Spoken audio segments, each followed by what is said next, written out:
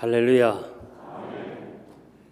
종군 기자 엘리 위셀이 쓴 글에 보면 이런 내용이 있습니다. 제2차 세계대전 당시에 여러분들이 알고 있는 대로 독일의 나치, 그리고 그 대표자인 아이히만, 그는 유대인 600만을 죽인 그런 참 나쁜 사람입니다. 이 사람이 어느 날 그 소년을 길에다가 목을 메어 달아놓고 지나가는 사람들로 하여금 유대인의 그 최후는 이렇게 된다는 사실을 전시했습니다. 이때 이 종군 기자인 엘리 위셀이 아히만에게 이렇게 말했어요. 당신은 하나님이 두렵지 않느냐? 그는 능청스럽게 하나님은 저 아이와 함께 죽어간다, 그렇게 이야기한 적이 있습니다. 이제 전쟁이 종식되고 이 아히만은 살기 위해서 아르헨틴으로 도망가서 이름도 바꾸고 또 여러 가지 숨어서 살았는데, 이스라엘 그 비밀 경찰이 결국 그를 체포해서 전범 재판소에 넘겼습니다. 그 사실을 보면서 이 기자는 하나님은 지금 아히만을 심판하고 계신다, 그렇게 글을 썼습니다. 사람은 무엇을 심든지 그대로 거두는 것입니다. 이것은 영원히 살아계신 하나님의 하시는 진리의 법칙입니다. 콩을 심으면 콩이 나고 팥을 심으면 팥이 난다는 데에 대해서는 아무도 이의를 제기하지 않아요. 그것은 사실이라고 믿어요. 그렇다면 그거와 마찬가지로 자기 행위가, 나의 삶이 심는다는 데에서 여러분 같이 생각해야 돼요. 함부로 우리가 인생을 사는 거 아니에요. 자기가 마실지도 모르는 운물에 돌을 던지지 말라, 그런 말이 있어요. 지금은 재미가 있어서 그 운물에 막 돌을 던지고 장난질하지만은 언젠가 그 물을 자기가 마실 수도 있으니 함부로 그렇게 삶을 살지 말라는 거예요. 갈라디아서 6장 7절 이하에 보니까 스스로 속이지 말라. 하나님은 만울이 여김을 받지 아니하시나니 사람이 무엇으로 심든지 그대로 거두리라. 믿습니까? 다윗이 범죄를 인하여 다윗과 다윗 왕국에 일어난 연속된 시련에 대해서 13장에서부터 계속해서 말씀하고 있습니다. 압살롬이 아버지를 대항해서 혁명을 일으키죠. 어떻게 아버지가 아들과 싸울 수 있습니까? 얼마든지 힘으로 제압할 수 있지만은 결국 아버지는 아들과 싸울 수가 없어서 울면서 예루살렘을 떠납니다. 압살롬과 그를 추종하는 사람들이 무혈혁명으로 예루살렘을 점령하고는 그 다음에 즉시로 회의를 하는 가운데 아히도벨이 왕이여, 지금 피난가 있는 아버지를 오늘 밤에 처단해야 됩니다. 만약에 그냥 두면 안 됩니다. 허겁지겁 도망갔으니 요단을 건너기 전에 제가 가서 처리할 테니까 12,000명만 주십시오. 그거 좋게 생각했어요. 그래서 압살롬이 그 참 좋은 생각이다, 그러면서도 당시에 같은 레벨의 아히도벨과 후세가 두 사람이 이렇게 상담자로 있었기 때문에 후세 얘기도 한번 들어보자 그럽니다. 그때 후세는 이렇게 말합니다. 왕이여, 왕이 하는 대로 당신의 아버지는 역전의 용사입니다. 전법에 능한 사람입니다. 그리고 그를 따르는 사람은 지금 아주 원한에 맺혀 있고 굉장히 분노하고 있기 때문에 섣불리 갔다가는 결국은 우리가 어려움을 당할 것이고 우리 군대 가운데 몇 사람이라도 만일 죽는다면 이게 소문이 나고 우리 군대에 영향을 많이 끼칠 테니 그러지 말고 시간을 두고 이 온 군대를 징병해 가지고 그냥 왕이 직접 나가서 처리하는 것이 좋겠다고 생각합니다. 압살롬과 그에 따르는 추종자들이 후세의 얘기를 좋게 생각을 했습니다. 이것이 지금까지 내용이고요. 오늘 본문의 내용은 이제 이 후세의 의견을 채택을 하려고 하는 그런 마음을 읽었지만은 그러나 후세는 이것이 어떻게 될까? 혹시 아히도벨의 묘략처럼 오늘 밤이라도 다윗을 죽이겠다고 가면 위험하니 이 비밀, 이 왕궁에서 일어난 이 소식을 다윗 왕에게 전해서 빨리 요단을 건너가게 해야 된다. 그래서 후세는 제사장에게 얘기하고 제사장은 자기 계집종에게 이 사실을 알려주라. 그래서 두 사람에게 알려줘서 두 사람이 결국 그 사실을 알리러 가다가 첩보원에 발견돼 가지고 결국 압살롬의 군대가 추격하니까 여러분 가보신 분 알지만 성지에는 숨을 데가 없어요. 나무도 없고. 그래서 어느 집에 들어가서 그냥 그 우물 속에 들어가 버렸는데 그 집의 여인이 갑자기 우물을 덮어버리고 거기다가 이 곡식을 말려서 숨겨주었습니다. 그래가지고 결국 살아서 이 두 사람이 다윗에게 보고를 했고 다윗은 그날 밤 요단을 건너서 결국 위경에서 건진 그런 내용입니다. 저는 이 말씀을 묵상하면서 그리고 이 다윗이 이 졸지의 피난을 갔기 때문에 아무 준비 없이 떠난 사람들 그들이 너무 참 배고픔과 이 굶주림에 있을 때 예기치 않았던 세 사람이 이렇게 음식을 가져다 준 사건이 오늘 본문의 내용입니다. 저는 이 말씀을 통해서 제가 묵상하면서 이 말씀의 그 뜻이 무엇일까? 하나님이 우리에게 주신 그 메시지가 무엇인가? 이렇게 묵상하다가 저는 심는 대로 거둔다. 이 진리를 깨닫고 여러분과 함께 이 진리를 나누기를 원합니다. 첫째는 누구에게나 잘해 주어야 됩니다. 인간관계가 좋아야 됩니다.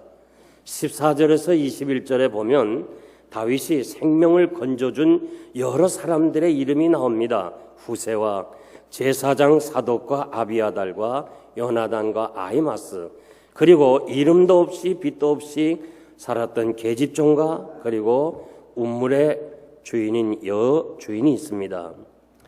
제사장의 집에서 일하는 계집종 당시에 하찮은 사람입니다.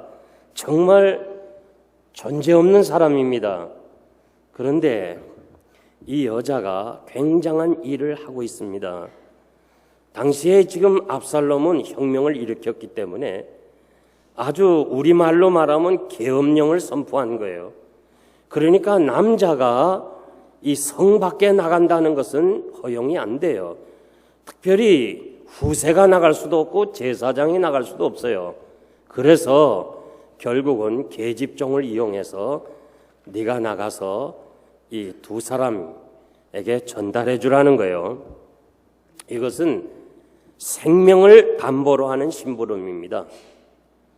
아무리 하찮은 계집종이라도 이거 하다가 걸리는 날에는 자기는 생명을 내놓아야 되는 아주 위험한 일을 지금 하고 있습니다. 그래서 요나단과 아히마스에게 이 사실을 알립니다. 그런데 얼마나 그때 보안이 철저했으면은 이 계집종이 이 두 남자와 성 밖에서 이야기하는 것을 첩보원이 알고서 압살롬에게 보고를 합니다. 즉시로 특공대가 이 두 사람을 쫓습니다. 저들이 막 도망을 가다가 바후림이라는 곳까지 달려가서 할 수 없이 그냥 우물 속에 들어가 버립니다. 그럴 때 그 여주인이 운물을 그냥 이불로 덮어버리고 그 위에 곡식을 말려놔요. 그래서 뒤쫓아온 군사들이 혹시 여기에 사람이 오지 않았느냐? 예, 왔긴 왔지만 저 나루를 건너갔습니다. 그래서 살려주게 되고, 역시 이 두 사람은 다윗 왕에게 보고를 하게 되고, 다윗은 그 밤에 모든 사람들이 날이 새기 전에 요단을 건너서 생명을 보호받았습니다. 저는 이 사건에서 다윗의 인간관계를 한번 생각해 보았어요. 만약에 다윗이 자기가 왕의 신분으로 이 하찮은 계집종에게 무시를 했거나 관심을 두지 않았더라면 그는 어쩌면 도움을 받을 수 없었어요. 정말 왕으로서 진심으로 존경과 사랑을 받았어요. 모든 백성들에게 사랑을 받았기 때문에 이 무명의 여주인, 운물의 여주인도 이렇게 다윗을 살려준 것을 보면서 우리는 인간관계를 잘해야 되겠다. 각계각층에서 유망주나 떠오르는 별과 같은 사람이 중도에 탈락한 이유가 있어요. 기술적인 무능함이나 지혜가 부족한 것이 아니고 인간관계가 부족하다는 거예요. 우리의 자녀들이 지금 열심히 좋은 직장에 들어갔어요. 공부도 잘해서 좋은 대학에 나와서 직장에 들어갔지만 한번 주변을 생각해 봐요. 그 직장에 오래 있지 못하고 떠나는 일들이 있어요. 그 이유가 뭐냐? 인간관계가 부족하다는 거예요. 상사와의 관계, 그리고 그 회사원들 간의 서로의 인간관계가 부족하다는 거예요. 동물의 세계도 보면 동물들이 같이 모여 있을 때는 절대 보호를 받아요. 감히 사자나 이 날짐승이 잡아먹으려고 덤비질 못해요. 그런데 혼자 떨어져 있을 때, 혼자 나가 있을 때 반드시 해치는 짐승이 오는 거예요. 이해가 안 되면 동물의 세계라는 걸 한번 가서 봐요. 다 그래요. 분노하고 불안하고 갈등을 가지고 우울 증세를 일으키는 사람들 보면은 공통점이 있어요. 인간관계가 잘못돼 있어요. 하나님께서 아담을 만드시고 홀로 살 수가 없어서 하와를 만들어 주셨어요. 그래서 우선 부부가 인간관계가 좋아야 돼요. 부부관계가 아주 좋은 사람은요, 인간관계도 좋아. 그냥 공동사회에서 이상하게 하는 사람들 보면요, 내막에 들어가 보면 부부관계부터 문제가 있어. 그래서 내가 지금 여러분들에게 누구냐 얘기하라면 얘기도 할 수 있어. 하여간 이 부부관계가 좋지 않으면 인간관계가 복잡해. 우리는 나면서부터 죽을 때까지 혼자 살 수 없는 거예요. 우리는 서로 관계를 맺으면서 살아가는 거예요. 이 실리콘밸리에서 4개의 IT 업체와 서로 성공시킨 벤처 기업가 스티븐 케이시는 이렇게 말했어요. 내가 사업에 성공할 수 있는 것은 좋은 대학을 나오고 좋은 기술을 가진 게 아니라는 거예요. 인간관계를 잘했다는 거예요. 나는 MIT 대학을 나왔지만은 그러나 지금 인간관계 기술과 이 기술공학의 기술 둘 중에 하나를 선택하라면 나는 인간관계를 선택하겠다. 그러면서 하는 말이 이 요즘에 이 회사를 일으킨 사람들의 자세히 살펴보면 기술로 일으킨 것이 아니고 인간관계를 잘해서 일으켰다는 거예요. 몇 년 전 하버드 대학 경영대학원 교수인 그분이 이 졸업생들에게 공개 서한을 보냈어요. 이 학교에서 배운 지식들은 가능한 한 빨리 잊어버릴 필요가 있다. 학교에서 성공은 좋은 성적으로 공부 잘했지만은 그것이 성공이 아니다.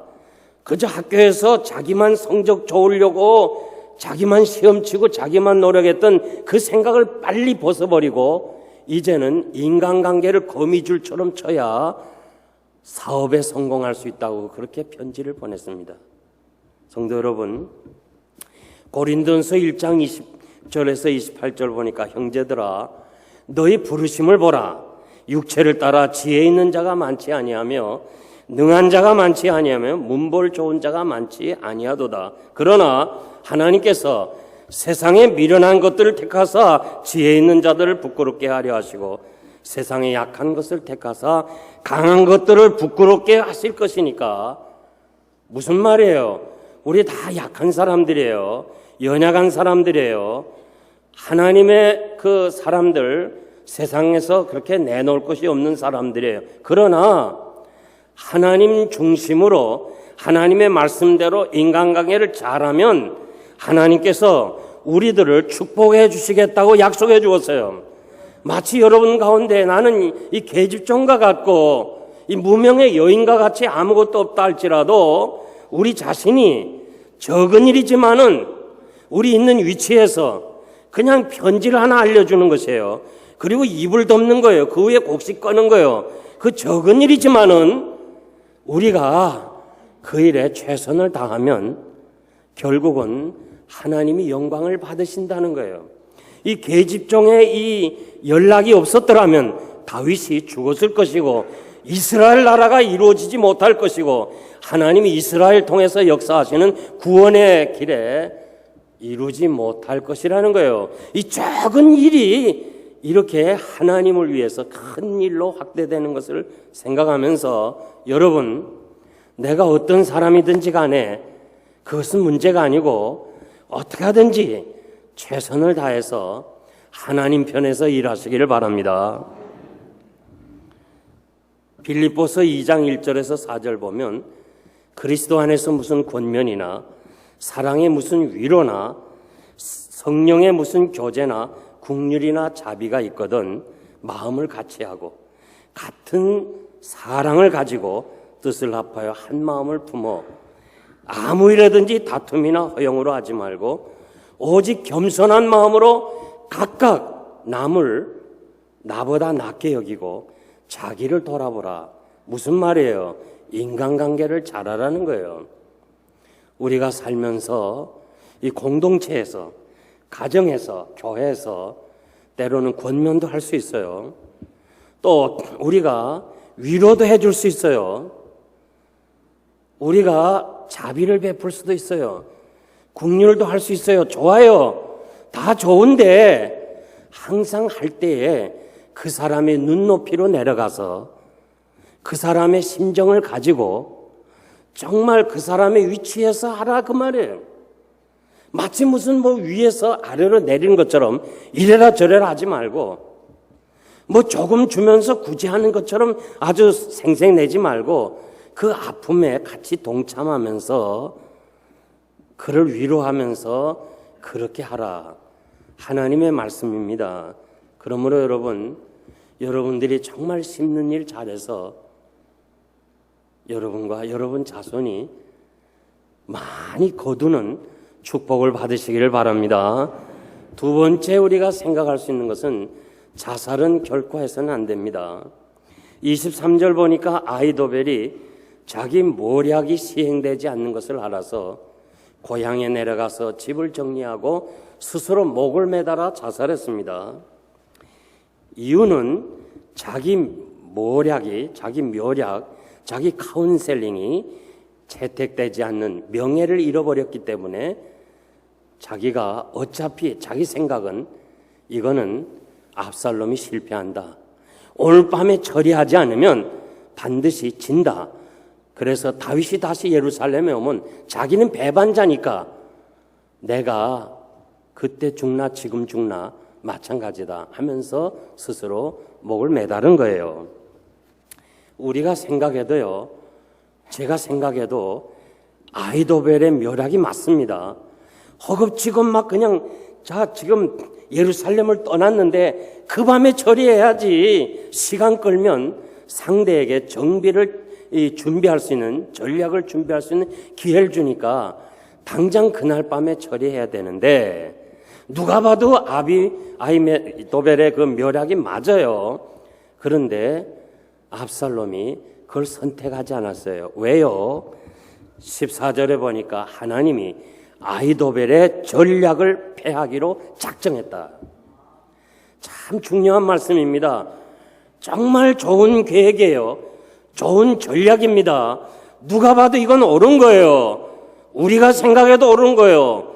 그런데 하나님이 패하시기로 작정하셨다는 거예요. 나는 이 사실을 여러분들이 마음에 깊이 간직하기를 바라고요. 그리고 한 가지 중요한 것은 아히도벨이 피난 가서 제일 마음에 부담스러운 게 뭐냐? 이 다윗이 피난 가서 제일 그 부담스러운 것이 아히도벨의 묘략입니다. 그래서 그는 기도를 했어요. 하나님, 어떻게 하든지 아히도벨의 묘략을 좀 어리석게 해주세요. 이 의인의 간구를 하나님이 들으셨다는 것도 우리가 분명하게 믿어야 될 줄 믿습니다.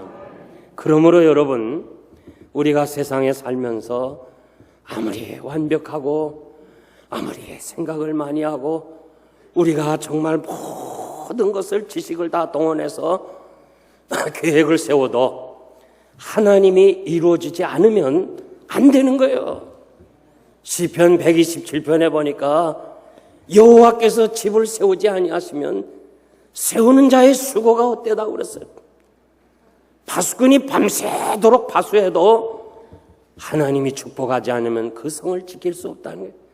아침에 일찍 일어나고 밤늦게까지 장사하고 우리의 자녀들을 키우고 우리의 노후를 준비하고 우리가 좀 세상에서 이렇게 성공해보자 하고 노력을 해도 하나님이 허락하시지 아니하시면 아무것도 아니라는 사실을 여러분들이 정말 깨달아야 돼요. 그래야 여러분들의 장래를 하나님이 축복하시는 거예요. 들으라, 아무 도시에 가서 1년을 유하며 장사의 이익을 보리라는 자들아, 너희 생명이 무엇이냐? 잠깐 있다가 없어지는 한계니라. 너희가 이것도 하고 저것도 하겠다고 계획을 많이 하지만은 하나님이 너 누우라 하면 안 누울 사람이 누가 있어요? 그러니까 그런 헛된 자랑하지 말고 주의 뜻이면, 하나님이 허락하시면, 하나님이 축복하시면, 하나님이 함께 하시면 내가 이것도 하고 저것도 하겠습니다. 하나님의 그 섭리와 뜻을 바라보면서 하나님 의지하고 살아가라고 야고보는 우리들에게 말씀해 주고 있습니다. 왜 오늘 이렇게 한국이 자살자가 많아요? 이 미국에서 우리 교민들도 자살하는 사람이 있어요. 생활의 어려움으로 자살하는 사람도 있어요. 그런데 사실요, 절대적 빈곤이나 상대적 빈곤으로 설명하기가 어렵습니다. 자살하는 사람보다 더 가난한 사람들이 살고 있어요. 여기 나이 드신 분 알지만요, 정말 우리 6.25를 거쳐간 사람들, 우리 얼마나 가난했어요. 얼마나 힘들었어요. 나는 어린 시절의 추억이라고는 배고픈 것밖에는 생각이 안 나요. 그래도 우리는 자살하지 않고 희망을 가지고 살았어요. 노인들이 외로워 자살한다는데요, 사실 옛날 노인들보다 지금 노인네들요 대우 많이 받습니다. 정부에서 돈도 주지요. 그리고 그냥 전철도 공짜고 어딜 가도요 대우를 받아요. 옛날하고 달라졌어요. 항상 전철을 타도요 노인석이 있어요. 거긴 비어 있어요. 벌써 좀 수준이 달라졌어요. 그래서 제가 거기가 앉을 때가 많아요. 그러면서 좀 미안하더라고요. 누가 남 보고 저 사람 저거는 아직도 나이 젊었는데 거기 앉는다 싶어가지고 앉았다가 빈자리 있으면 또 글로 가고 그래요. 옛날보다 나아졌어요. 그런데 왜 자살자가 많아요? 부부싸움으로 자살한 사람 많아요. 요 며칠 전에 그 신문 기사를 보니까요, 부부 싸움하다가 남편이 갑자기 그냥 창문 뛰어내려서 죽었어요. 그러니까 부부 싸움 하지 마세요. 참 위험합니다. 노무현 전 대통령도요, 사망하기 전에, 자살하기 전날 밤 부부가 온통 된통 싸움 해가지고 밤새도록 자지 못했다는 숨겨진 이야기들이 있어요. 연예인들, 신문에 나는 사람은요, 유명한 사람이나 나지 이름 없는 연예인들 너무 많이 죽어요. 그 왜 자살하느냐? 이유가 하나야. 제 생각에는 자기를 위해서 살아서 그래요. 자기 위해 살면 안 돼. 자기 위해 사니까 결국 자기가 싫으면 자기가 끝낸다고 그래요. 여러분, 성도는 사나 죽으나 주의 것이 되었고, 이제는 나를 위해 사는 것이 아니라 나를 위해서 십자가에 죽으신 주님을 위해 사는 것을 믿습니다. 정말 여러분 꼭 기억해야 돼요. 로마서 14장 7절 보니까 우리 중에 누구든지 자기를 위해 사는 사람 없어요. 이제는 자기를 위해 죽는 자도 없다고 그러면서 우리는 주의 것이 되었다고 그랬어요. 요즘 자살하는 사람들요, 예수 안 믿는 사람이 아니에요. 예수 믿는 사람이 그렇게 많이 죽어요. 자살하면요, 회개할 기회도 없어요. 나는 이 방송을 정말 세계적으로 듣는데, 이 듣는 사람들 절대 우리가 자살하면 안 돼요. 나로 끝나는 게 아니에요. 나로 인해서 그 피해가 얼마나 많아요. 지금 한국은 시리아 다음에 두 번째 자살률. 하루에 4명이 자살한다는 거예요. 세계보건기구에 의하면 그 자살한 사람은 자기가 끝나면 이제 난 닿다 싶지만 그 사람이 죽음으로 죄책을 느끼고, 야, 이거 내가 죽였구나 하는 가족, 주변 사람들 6명에서 7명이 상처를 받는데요. 그 상처가 순간의 상처가 아니라 평생 상처래요. 그리고 평소 다른 사람보다 자살률이 6배에서 7배가 있다는 거예요. 그러니까 여러분, 우리는 이제 우리 자신을 위해 사는 것이 아니고 주님을 위해 사는 줄 믿습니다. 결코 여러분 생각까지도 하지 말아요. 생각까지 하시는 생각까지도 하나님께서 벌하실 테니까 이제는 우리를 위해 사는 것이 아니고 주님을 위해 사는 거예요. 아멘입니까? 양옆의 사람들에게 아주 힘을 줘서 절대 하지 마십시오. 네, 절대 하지 마십시오.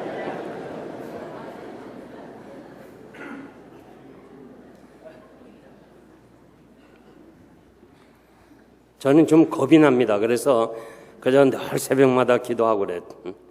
세 번째, 요단을 건너간 사람들이에요. 24절에서 26절 보니까 다윗 왕과 그 추종자들은 그 소식을 듣고 새벽까지 이렇게 그 요단을 건너갔습니다. 건너갈 때 그의 심정이 얼마나 아팠겠어요.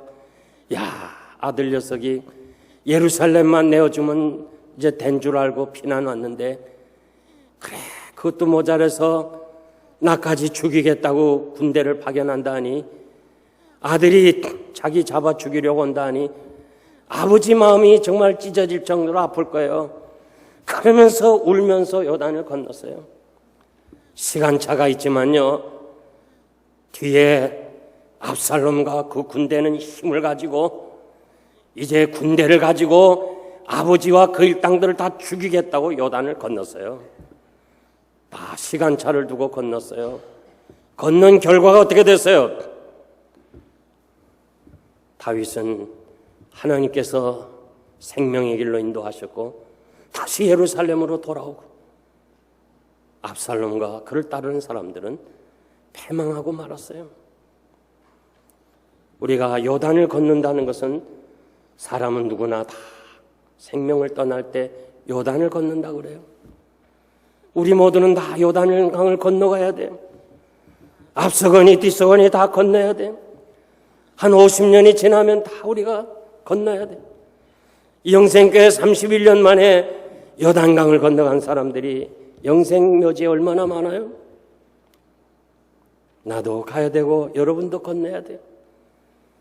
우리가 나그네 같은 이 길에서 정말 다윗처럼 울면서 양보해야 되고 희생해야 되고 신앙 때문에 모든 시련을 꺾는다 할지라도 정말 남 보기에는 정말 처량하고 불쌍하고 저거 아들한테도 저렇게 상처를 받고 가는 정말 조롱을 받는 인생이라 할지라도 요단을 건넌 후에는 하나님이 영광스러운 세계에서 영광으로 영접할 것이고 세상에 불의와 착하고 권세를 가지고 힘을 가지고 약한 사람들 해치면서 큰 소리치던 사람은 결국 하나님이 심판하셔서 영원히 패망한다는 사실을 기억하고 우리가 이 나그네 길을 가면서 죽음으로 끝나는 것이 아니고 반드시 우리 죽음 뒤에는 우리 인생의 모든 과정을 꺾은 다음에는 요단을 건넌 후에는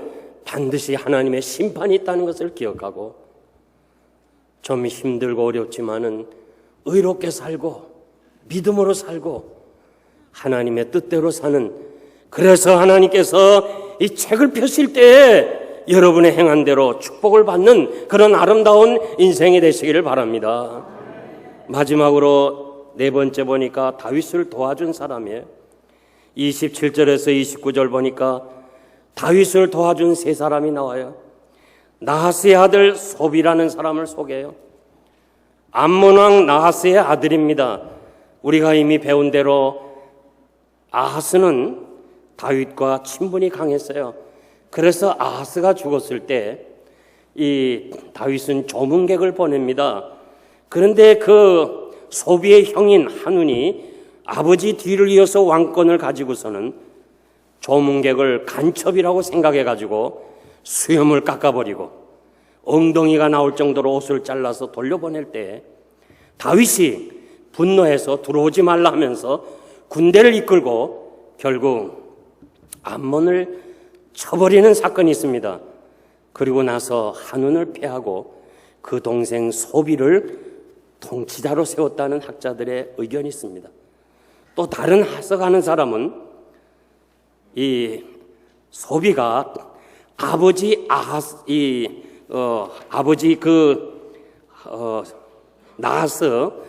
나하스를 생각하면서 이 그 아버지에게 사랑을 베푼 다윗 왕을 이때 내가 도와줘야 되겠다 해서 도움을 줬다는 사람도 있습니다.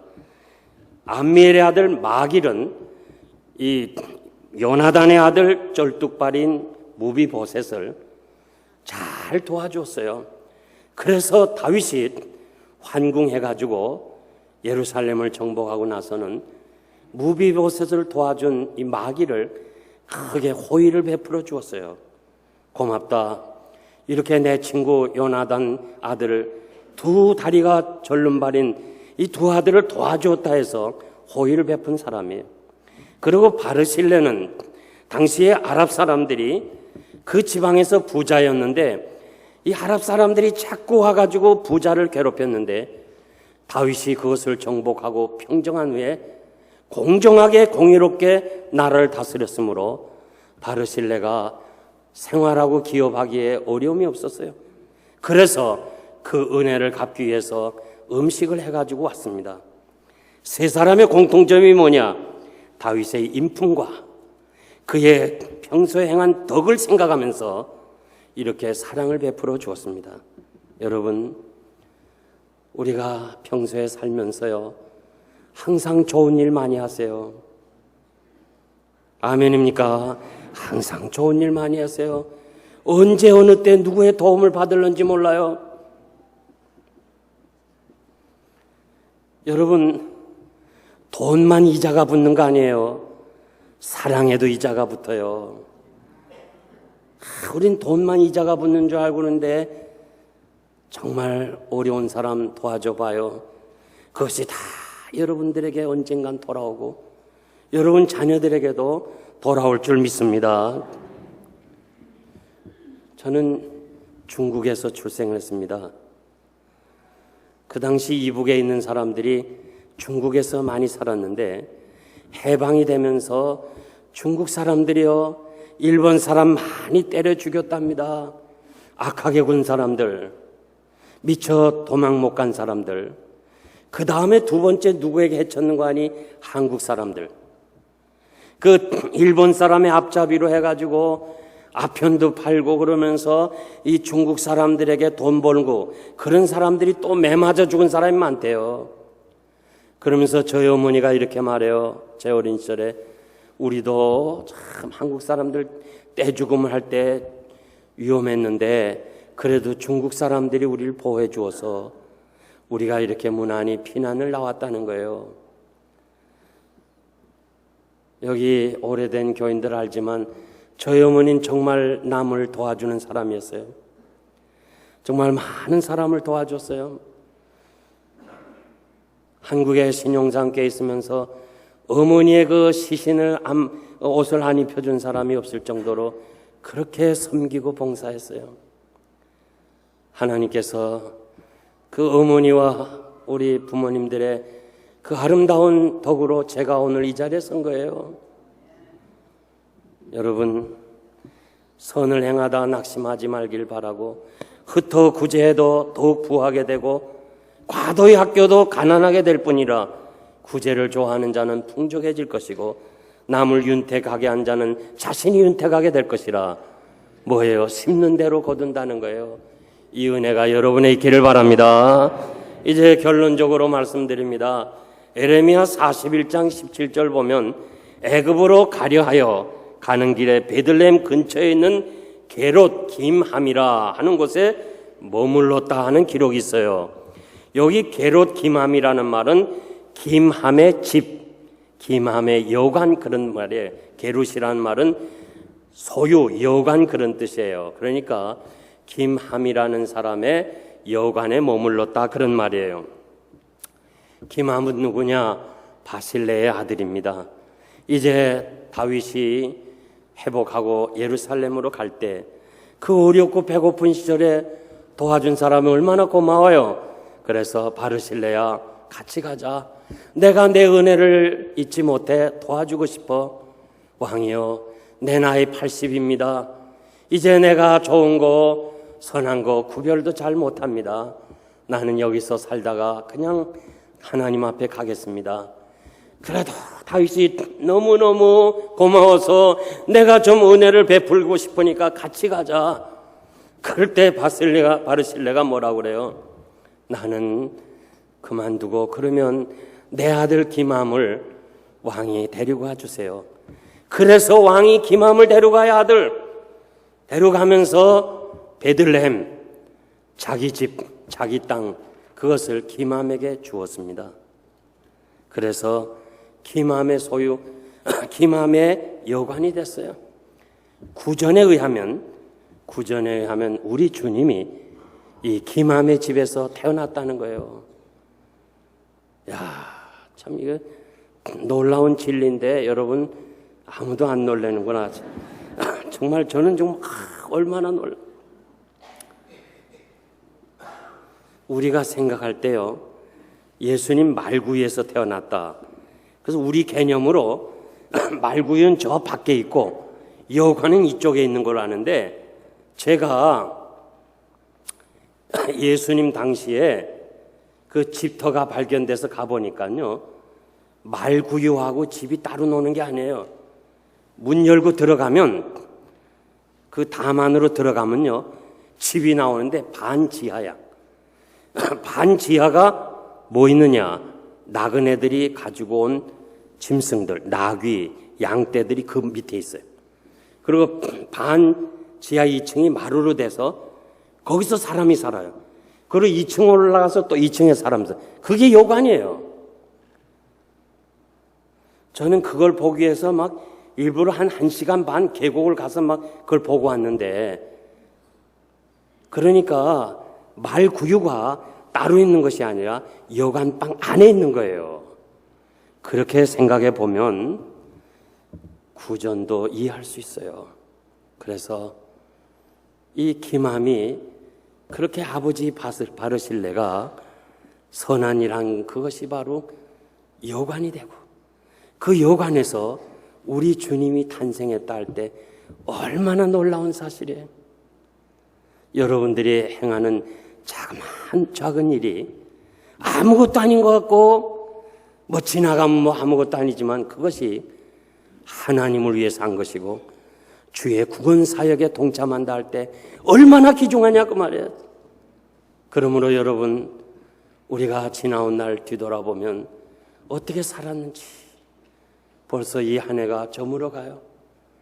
엊그제 같은데 벌써 이 한 해가 저물어가는 12월 첫 주일을 맞이해서 심는 대로 거둔다는 이 영원한 진리를 깨닫고 할 수만 있는 대로 여러분 많은 사람을 도와주고 한 사람이라도 마음에 상처를 주지 말고. 저는 부족하지만 지금까지 교회 안에서도 그렇고 교회 밖에서도 그렇고 가능한 한 상처를 주지 말고 그분들을 위해서 살아보자. 그렇게 해서 오늘 여기까지 왔습니다.